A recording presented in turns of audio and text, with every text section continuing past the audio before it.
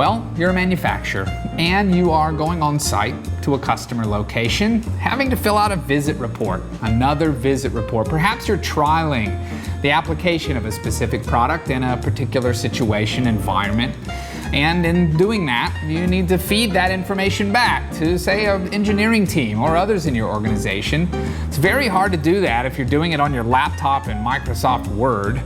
There's version control and you have to email it to somebody and they didn't get it, or they don't have the latest copy and they have to ask you questions about it.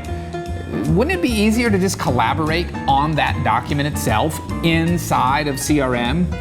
In Salesforce, I use KLIQXE. And with KLIQXE, we can discuss and collaborate together digitally. One person's on site at the customer's location, populating the details of this visit report and their findings.